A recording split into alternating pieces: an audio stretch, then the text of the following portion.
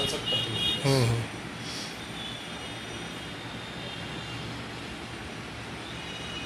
Hello hello hello, ठीक है ना। नमस्कार, आप देख रहे हैं एटीएन लाइव और मैं हूं चंदन।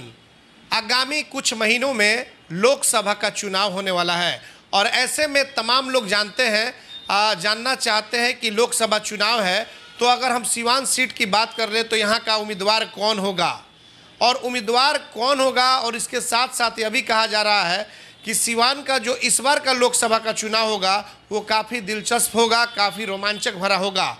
सवाल है कि आखिरकार इस सीट पर कौन चुनाव लड़ेगा, जेडीयू लड़ेगी, आरजेडी लड़ेगी, भाकपा माले लड़ेगी या फिर बीजेपी से कौन लड़ेगा। और इसके बाद जो 5 साल कविता सिंह यहाँ से सांसद रह गई हैं तो ये भी सवाल उठ रहा है कि आखिरकार कविता जी ने क्या कुछ कार्य किया है। आपने सुना होगा कि 2 अक्टूबर को गांधी जयंती थी और उस दिन सीवान की सांसद कविता सिंह के पति अजय सिंह पहुंचे हुए थे माल्यार्पण करने के लिए। वहां पर पत्रकारों ने कुछ सवाल किए थे। उन्होंने कहा था 70 साल बनाम 5 साल, तो 70 साल बनाम 5 साल ये आखिर क्या है। और इसी पर बातचीत करने के लिए हमारे साथ युवा के जेडीयू के महासचिव और साथ ही साथ आपको बता दें कि सीवान की सांसद कविता जी के प्रतिनिधि ठाकुर बंटी सिंह हमारे साथ मौजूद हैं। सबसे पहले आपका एटीएन लाइव में स्वागत है। धन्यवाद। 70 साल बनाम 5 साल और इधर भीड़ भाड़ व्यवस्था बहुत ज़्यादा हो गई थी, आप लोग के भी थोड़ी सी, हम लोग को भी खबरों को लेकर के तो बातचीत नहीं हो पाई थी। जो अजय जी ने कहा था कि 70 साल बनाम 5 साल, तो हम लोग भी नहीं समझ पाए थे, जनता भी नहीं समझ पाई थी। हम आपसे जानना चाहते हैं क्योंकि आप सांसद प्रतिनिधि हैं कि 70 साल बनाम 5 साल ये आखिर क्या उन्होंने कहा था। 70 साल बनाम 5 साल जदयू के वरिष्ठ नेता हमारे नेता अजय सिंह जी के कहने का तात्पर्य ये था, पिछले 76 साल से देश में लोकतांत्रिक व्यवस्था चल रही है जिसमें 5 सालों से लगभग 5 साल पूरे होंगे 2024 में। कविता सिंह जी सांसद हैं। 70 सालों में जो विकास नहीं हो पाया था इस संसदीय क्षेत्र का, उससे ज़्यादा तेज़ी में, हर आदमी ने अपने अपने हिसाब से विकास कार्य किए होंगे, उससे ज़्यादा तेज़ी में और ज़्यादा ईमानदारी से पिछले 5 सालों में 2019 के बाद इस शहर का, इस लोकसभा क्षेत्र का विकास हुआ है। यही बात उन्होंने कही थी और ये सच में हुआ है। अगर कोई जानना चाहे तो मैं बता सकता हूँ। आप चंदन जी यहीं सिवान में रहते हैं। इसी सिवान में जब माननीय सांसद श्रीमती कविता सिंह जी निर्वाचित हुई 2019 में, इस शहर में ऑटो पलट जाया करते थे। इसी शहर में की स्थिति सही नहीं थी, इतनी ख़राब थी शहर में इन करने का। आज आप पूरब से इन करें, जो सड़क सबसे ख़राब थी, एक इस्लामिया नगर मोहल्ला है, वहाँ की सड़क को बनाने के लिए अभी बहुत कम हुआ होगा देश में, सांसद कविता सिंह जी ने पार्लियामेंट में तक उठाया और कोरोना काल में वो बना। बबुनिया मोड़ से तरवारा मोड़ तक का जो रास्ता है वो आज आपको बेली रोड की तरह दिखता है, सबसे खराब है। BA, BCom, BSc, MA, MCom करें विश्व की सबसे बड़ी यूनिवर्सिटी इग्नू से। सॉल्व असाइनमेंट्स और गाइड बुक्स प्राप्त करें। संपर्क करें Mahakal computers, DAV PG college के पास, पंच मंदिरा मोड़ से दाहिने, Siwan. RS James and jewellers, जहां आपके लिए हॉलमार्क जेवर एक से बढ़कर एक डिजाइनों में उपलब्ध हैं। वहीं लेनी हो गोल्ड, डायमंड या चांदी के जेवर तो आज ही चलें सिर्फ और सिर्फ RS जेम्स एंड ज्वेलर्स। सबसे विश्वसनीय shop, Lal palace, station road, Siwan. Mobile number 9572658649 और 7979869474। स्थिति थी। आप मैरवा की तरफ से इन करेंगे तो आपको इंजीनियरिंग कॉलेज दिखेगा। इंजीनियरिंग कॉलेज उनका निजी नहीं है, ना ही उन्होंने प्राइवेट बनाया है, वो दिखेगा। आप यूपी से इन करेंगे सीवान संसदीय क्षेत्र में तो मैरवा में आपको मेडिकल कॉलेज दिखेगा। और इस समय आप यहाँ से जहाँ निकले, जो भी SH और NH की सड़कें हैं पूरे संसदीय क्षेत्र में, आप 3 घंटा में घूम के आ सकते हैं। जी, मेडिकल कॉलेज की आपने बात की, बीजेपी के स्वास्थ्य मंत्री थे मंगल पांडे और उस समय कहा जा रहा था कि जो मेडिकल कॉलेज जो मैरवा में खोला जा रहा है वो इनके प्रयास से खोला गया, इसमें क्या कुछ आपका कहना? माननीय मंगल पांडे जी पथ निर्माण मंत्री भी थे और आपको याद है कि एक बहुत बड़ा मसला है संसदीय सिसवन ढाला का ओवरब्रिज का जाम का, तो वो काम वो नहीं कर पाए हैं। अगर स्वास्थ्य मंत्री को ही करना होता, आपको मालूम है कि सांसद संसदीय अंग होता है और इसके पहले जितने भी विकास कार्य होते हैं रहे हैं जिन भी सांसदों के दरमियान कार्यकाल में, कोई सांसद करनी वसूला लेकर कोई बिल्डिंग नहीं बनाता है। उसके कार्यकाल में उसके प्रयासों से जो कार्य होते हैं वो माना जाता है कि उसने प्रयास किया, कार्यकाल में ही हुआ। तो वो मेडिकल कॉलेज निस्संदेह 100% और इंजीनियरिंग कॉलेज, इसके अलावा nursing college, ITI college, model school जो सिवान में बने हैं, आप ईमानदारी से देखेंगे, मेरा दावा है कि पिछले 70 सालों में जो स्थिति सिवान के बड़े महाविद्यालयों की बिल्डिंग की नहीं थी, उससे अच्छी स्थिति आज गांव के मॉडल स्कूल की है। इसलिए मेडिकल कॉलेज पर किसी का दावा अनर्गल है। खैर वो भी मंत्री रहे तो उनका कर्म भी था, और उसमें अगर कुछ सहयोग किए होंगे तो हम लोग आभारी हैं उनके। और एक सवाल ये है कि आपने कहा कि जो सिसवन ढाला ये एक बहुत बड़ी समस्या है, और आपके भी नेता जो हैं, इन लोगों के द्वारा भी कहा गया था कि बहुत जल्द इसका समाधान हो जाएगा। उसके पूर्व में भी कई नेता यहाँ से सांसद रह चुके हैं, उन लोगों के द्वारा भी कहा गया, लेकिन सिर्फ कहा गया, बोला गया, कुछ हो नहीं सका, धरातल पर काम नहीं हुआ। लोग काफ़ी परेशान रहते हैं आज भी। ईमानदारी से वो हमारे सांसद जी का भी रूट है घर जाने का, और ईमानदारी से मैं स्वीकार करता हूं कि वो नहीं हो पाया। उसमें यहीं के कुछ नेताओं का, आपको याद होगा 12 ROB पास हुआ, कुछ दिन पहले आप गए होंगे जब माननीय मंगल पांडे जी आए थे सदर अस्पताल में, वहाँ सांसद जी ने स्पष्ट बात बताई थी कि आखिर 12 हुआ, ये क्यों नहीं हुआ, क्यों रोका गया। उस समय भी, जिस समय की ये बात है, उस समय अगर जो भी व्यवधान पैदा करना था उस विभाग के मंत्री मंगल पांडे जी ही थे। बिहार मान्य जगह को, उसका हमें बेहद दुख है, और आज भी हम लोग लगे हुए हैं कि यथा क्यों नहीं हुआ है पूरा थोड़ा सा बताइए हमारे दर्शकों को, कि जब आपकी सांसद चाह रही थी कि सिसवन ढाला का जो फ्लाईओवर है वो बन जाए, समस्या जो है वो दूर हो जाए, आधे घंटे 40 मिनट 1-1 घंटे तक रुकना पड़ता है, तो आखिर ये आप खुल करके बताइए कि क्यों नहीं हुआ और किन के कारण नहीं हो सका। देखिए, उस समय के अगर मंगल पांडे जी मंत्री थे, स्वास्थ्य मंत्री, तो उनके प्रयास से अगर मेडिकल कॉलेज हो गया, तो पथ निर्माण मंत्री भी थे, वो भी हो सकता था। ये ज़रूर है कि इसके पहले के जो लोग थे जो उसका कार्य करते हैं, वो कागज़ में पता नहीं कहाँ और किससे बात करते थे। माननीय सांसद कविता सिंह जी ने जो भी आवाज़ उठाई है, आपने देखा होगा कि वो मंत्री से मिली है तब, पेपर लिखा है तब, हर पार्लियामेंट के सत्र में। आप ये भी देख लीजिएगा, 70 सालों के बाद पहली बार कोई सांसद हुआ है जो हर सत्र, सिसवन ढाला का भी मामला है, मेडिकल कॉलेज का भी मामला, सड़क का भी मामला, किसानों का मामला, माझी महरवना पथ का मामला, वो होने जा रहा है। हर सत्र में उन्होंने उठाया। इसके अलावा और सांसद क्या प्रयास कर सकता है वो हम लोग कर रहे हैं, लेकिन इतना तक किया है। और जो भी समस्या खड़ी की गई होगी, हालांकि वो जल्दी ही पूरा होगा, यहाँ से की होगी, विभागीय स्तर पर की गई होगी, उसका हम लोग प्रयास कर रहे हैं जानने। बंटी जी, आपसे सवाल कई हम करेंगे, हालांकि आपसे वक्त लिया गया है बातचीत करने के लिए, क्योंकि चुनाव भी अब नज़दीक है। एक सवाल ये भी है कि जनता, कुछ लोग कहते हैं हम लोगों से, हम लोग क्योंकि शहर के रहने वाले हैं, कि सांसद दिखाई नहीं देती हैं। अब 5 साल का वक्त भी सामने लगभग आ रहा है, इस पर आप क्या कहें? देखिए, 2 साल जब 2019 में सांसद बनी कविता सिंह जी, तो 2 साल उसके बाद का काल ऐसा था कि बाप बेटा को देखना नहीं चाहता था, पति पत्नी को देखना नहीं चाहता था। नाराज़गी के चलते नहीं, एक कोरोना जैसी त्रासदी आई कि हर आदमी पैक रहा, तो निश्चित तौर पे अपने आप को बचाना, हर आदमी, अब परिवार के सदस्यों के बीच डिस्टेंस थी, और एक ऐसी त्रासदी थी जिसको आपने भी झेला, हमने भी झेला, कई अपनों को हम लोगों ने खुद। तो वो 2 साल तो घूमने के लिए एक सरकारी स्तर पर और स्वास्थ्य स्तर पर रोक रही। उसके बाद आपकी सांसद, हमारी सांसद कविता सिंह, आप देखिएगा कभी 1 सप्ताह नहीं हुआ कि वो अपने गांव पर या कहीं रही हूँ। वो सिवान कमेटी के कार्यों में, पार्लियामेंट चलने में, सिवान संसदीय क्षेत्र, वो सब पब्लिक डोमेन में है। और एक कुछ लोगों का जो कहना है वो लगा रहता है, वो वैसे लोग कह रहे हैं जो लोग खुद अपना सब कुछ खो चुके हैं, जिनके पास अब कुछ नहीं है, रहा ना कुल में कोई रोवन हारा। वो मुखिया से लेकर के सांसद तक का सब कुछ खो चुके हैं, उपाध्यक्ष से लेकर अध्यक्ष तक का सब कुछ खो चुके हैं। सिर्फ वो लोग कह रहे हैं और कोई नहीं कह रहा। बंटी जी, एक सवाल ये है कि पिछले बार जब आप चुनाव लड़े थे, सिवान के पूर्व सांसद ओम प्रकाश यादव जो हैं, वो उस समय सिटिंग उम्मीदवार थे। आप लोगों का बीजेपी और जेडीयू से गठबंधन था, उनका टिकट जो है कट गया था, उसके बाद से कविता जी को टिकट मिला था। इस बार की स्थिति बिल्कुल अलग है, आप आरजेडी के साथ हैं, आपका गठबंधन है, बीजेपी अलग है। इस परिस्थिति में इस बार की लड़ाई आप किस तरीके से देखते हैं, किस तरह की लड़ाई इस बार होगी? देखिए, पहलवान मैदान में उतरता है तो वो अपने दांव का चिंता करता है, अपने प्रैक्टिस करता है, अपने प्रैक्टिस के बल पर उतरता है, अपने गुण के आधार पर उतरता है। उसको ये फ़र्क नहीं पड़ता है कि कौन सामने है।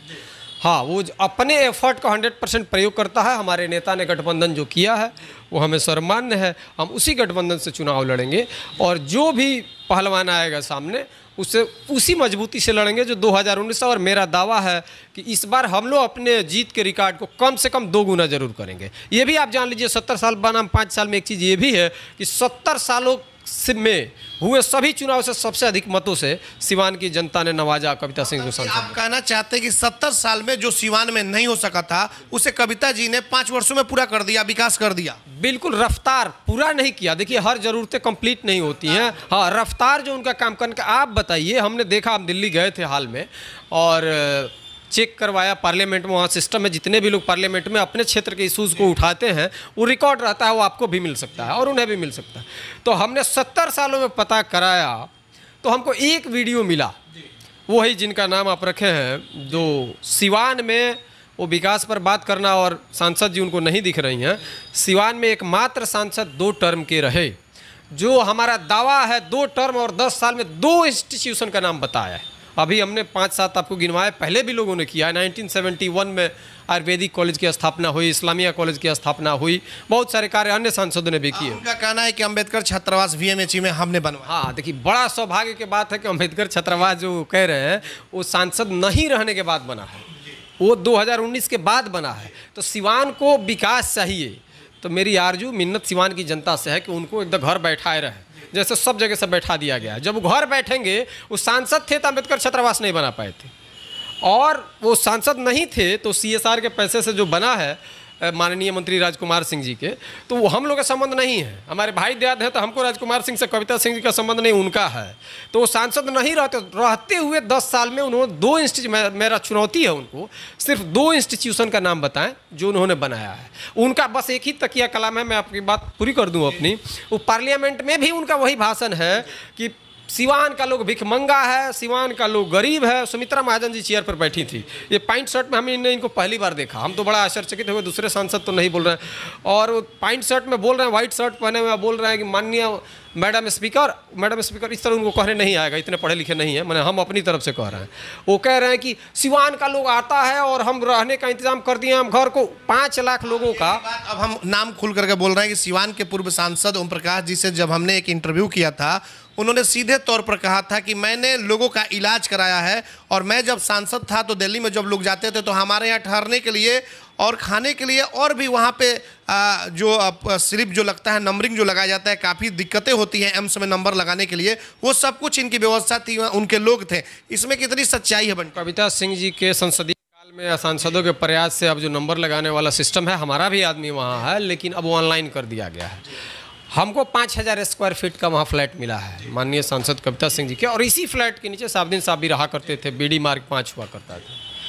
उनको शायद 3000 या 4000 स्क्वायर फीट का मिला होगा। वो भी कभी कहते हैं कि उससे शाहनवाज जी को दे दिए थे, क्या थे वो तो किराए कि शाहनवाज जी को दे दिए थे। जब हम चुनाव हारे थे तो उसके बाद से हम शाहनवाज जी को दे, उन्हीं के आवास में शाहनवाज जी भी रहते थे, संजय जोशी जी भी रहते थे, और 5 लाख लोग रहते थे। वो आप देखेंगे वो गड़बड़ा जाते हैं, कभी 5000, कभी 50,000, कभी 5 लाख लोगों का हार्ट वॉल्व बदलवाए हुए हैं।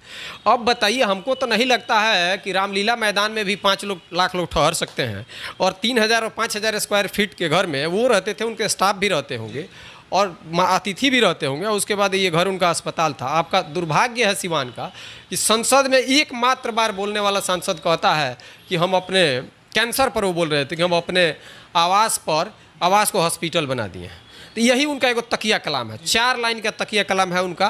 पूरे 10 साल में कहीं विकास पर बात नहीं करेंगे।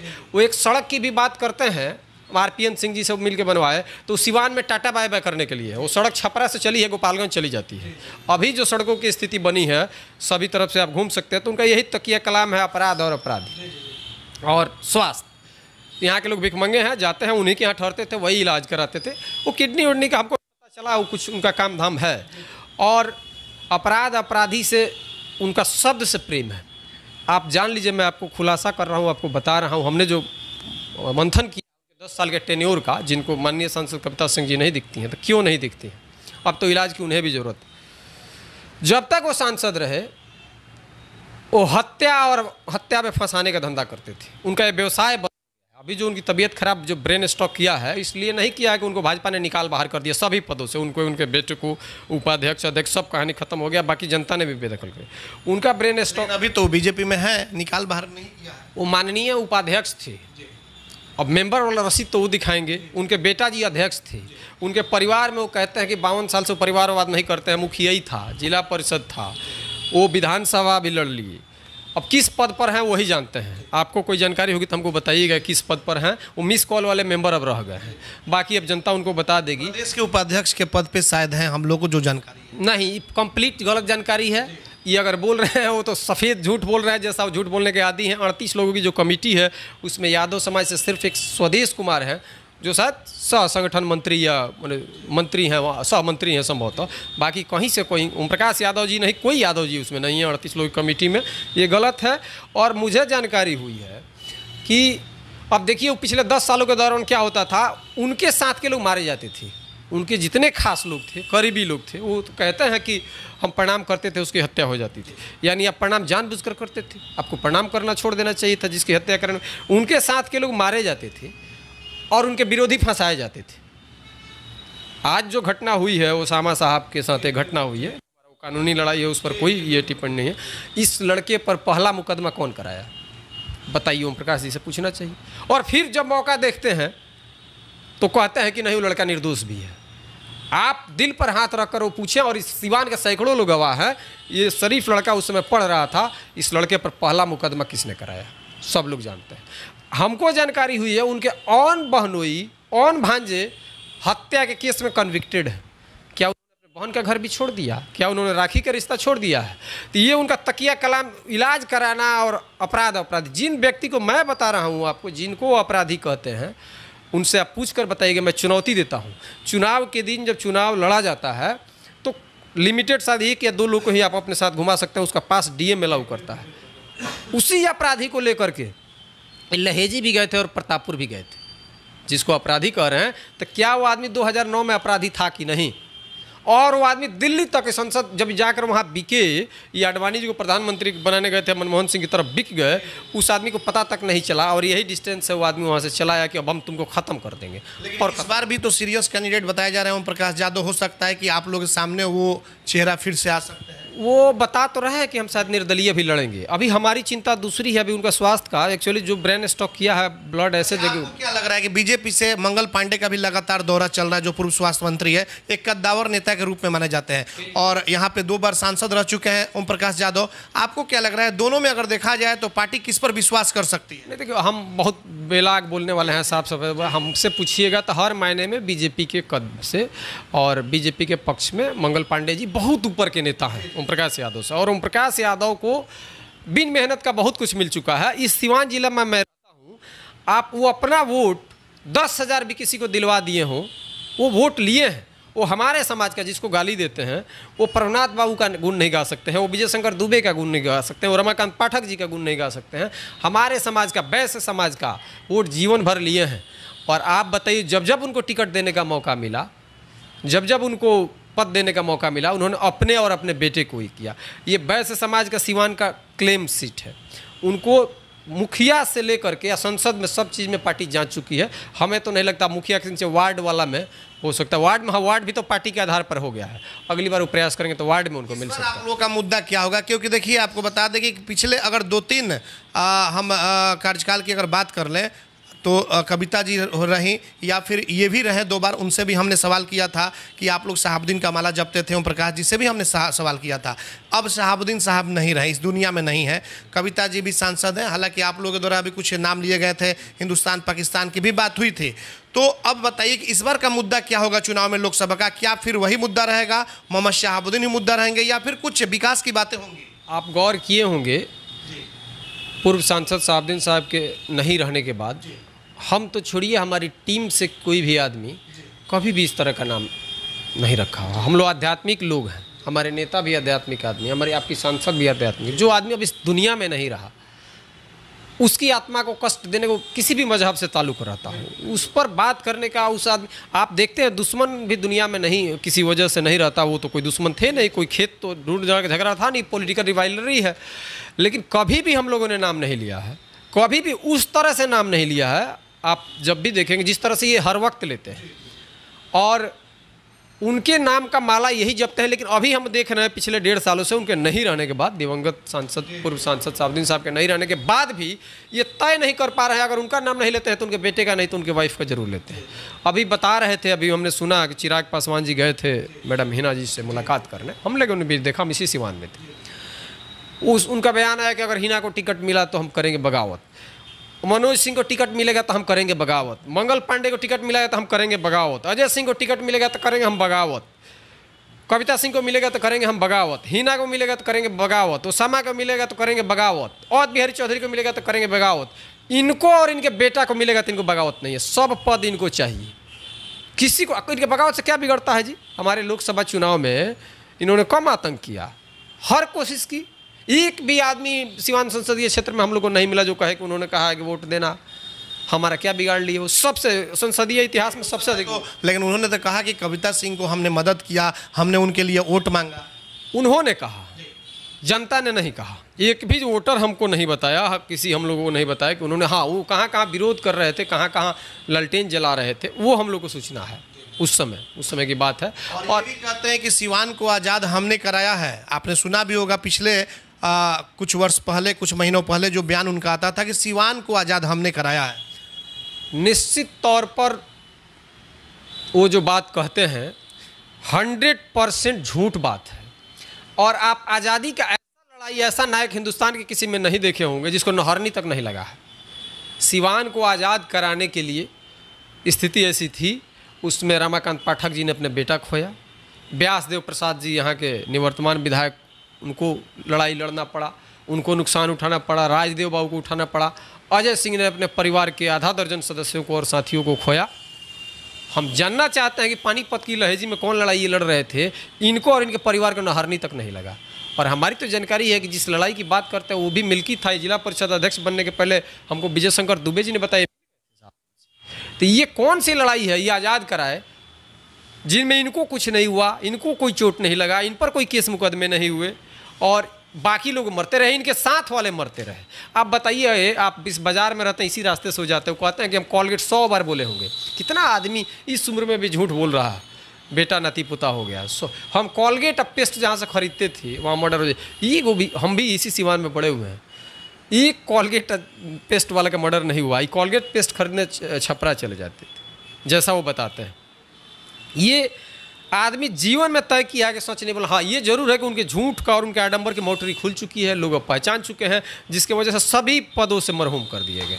तो अब बताइए कि अब आप लोगों की लड़ाई किस तरीके की होगी, क्योंकि आप कह रहे हैं कि कविता जी फिर से एक बार जेडीयू के उम्मीदवार होंगे, उसके बाद से बीजेपी से मंगल पांडे की चर्चा जोरों पर चल रही है।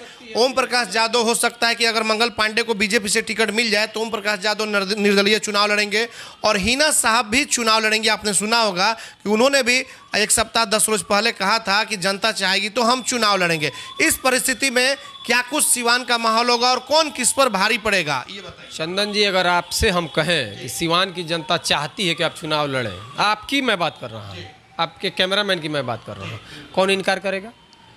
उसको चलाए गए हिना साहब ने किया ऐलान, हमने भी सुना था उस वीडियो को। ऐसा कुछ नहीं था। अगर किसी से कोई पूछे, हमारा ड्राइवर नीचे खड़ा है, उससे जाकर कोई कहे कि सिवान का लोग चाहता है कि तुम यहाँ से विधानसभा लड़ोगे, तो ये कहेगा कि हम सिवान के लोग से इनकार करेंगे। ऐसी कोई बात नहीं है। वो समझदार महिला हैं।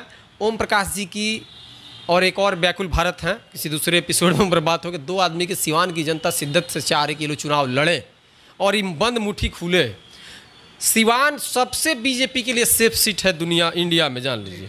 कोई भी शहरी सीट, मैं मानता हूं अभी जो भी आडंबर बना है, जो वोट का माहौल बना है, शहरी सीट बीजेपी के लिए सेफ माना जाता है। पंडित जनार्दन तिवारी जी जब भाजपा की लॉ अभी जली भी नहीं थी तब यहाँ से जीत गए थे, वैसे सीट को लूज कर गए ये गांधी जी, जो बिना नहरनी खाया आजाद कराए सिवान को। तो उनके लिए हम लोग चाहते हैं कि वो चुनाव लड़े, हृदय से चाहते हैं और लड़े। वो कह भी रहे हैं, कभी निर्दलीय। हाँ, ये जरूर हम चाहते हैं कि पहले स्वास्थ्य का भी ख्याल रखें, बोले कम। वो एक्चुअली नस ही फटा है और वो शायद ब्लड कहीं क्लॉट कर गया है, जिसके चलते शायद ऑपरेट नहीं हो पा रहा है। ऐसे जगह है ब्लड शायद लिक्विड चीज़ होता है। तो हम ये चाहेंगे कि स्वस्थ जरूर रहें। और देखिए, बार बार एक आध्यात्मिक बात भी हम बताते हैं आपको, बार बार अपने ही मुंह से अपने ही लिए अशुभ बातें नहीं निकलनी चाहिए। हम जब से जानते हैं उनको, जब से 2019 में उनका ये ज़मीन खिसका नीचे से उनके आदत के अनुसार, पनिश्ड हुए वो जनता के द्वारा और पार्टी के द्वारा। तो अब से वो हर जब किसी का कोई इलेक्शन आता है, चाहे एमएलसी का है, चेयरमैन का है, एमएलए का है, एमपी का, तो जहर खाने की बात कर लेते हैं। हमने एक बार उनसे कहा भी था कि भाई ये अशुभ बात बार बार नहीं निकालनी चाहिए, तो वो जहर नहीं खाएं। अभी बिना जहर खाए उनको अच्छे स्वास्थ्य इलाज की ज़रूरत है और वो चुनाव लड़ें, ऐसा हमारी भी शुभकामना रहेगी कि कम से कम चुनाव लड़ें और स्वस्थ रहें। जेडीयू और आरजेडी की गठबंधन है, ऐसे में अब ये बताइए कि सब कुछ ठीक है, एमवाई समीकरण तमाम बिहार के कई जिलों में देखी जाती है, सीवान में एक अलग चुनाव होता है और आपने देखा भी होगा कि हिना साहब भी जब चुनाव लड़े, उनके समर्थकों का कहना रहता है कि समय पर वाई हमें वोट नहीं करता है।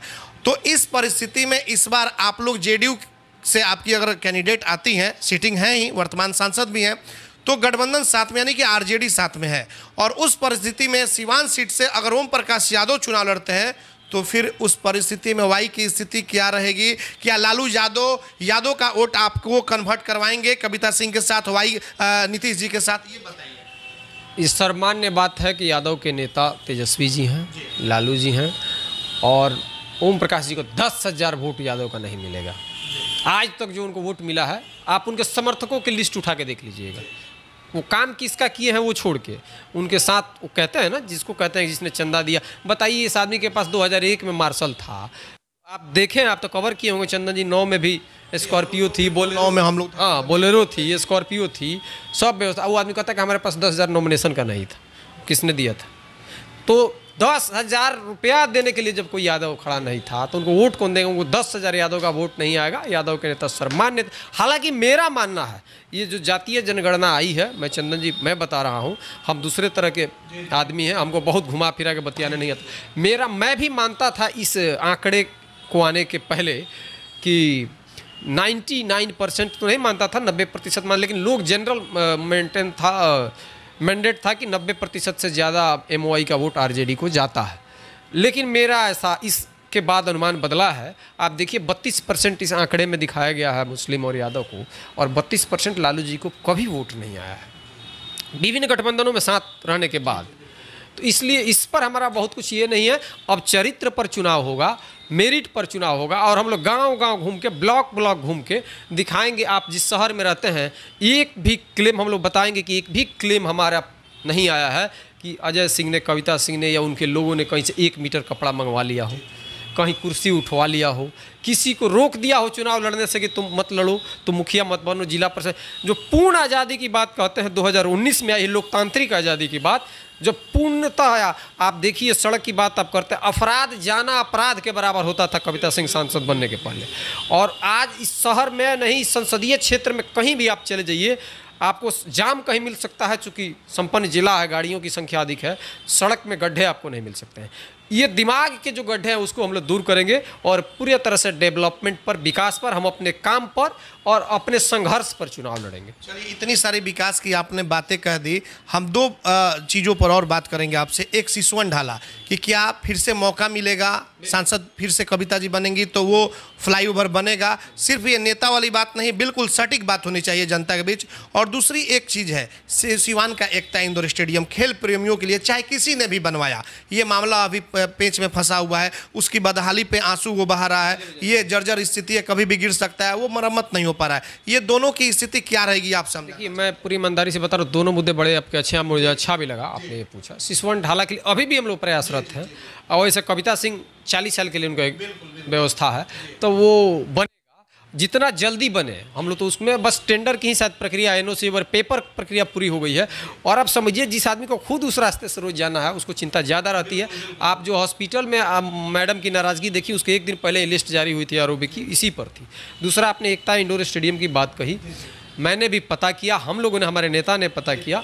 एक्चुअली जो उसका काम हुआ था, देखिए आप हम लोग के जन्म से, आप तो हमारे मित्र, हम उम्र, हम लोग के जन्म के पहले की बिल्डिंग, सरकारी बिल्डिंग इसी ज़िले में है, कलेक्ट्रेट तो हम लोग को पहले ही बना होगा जन्म।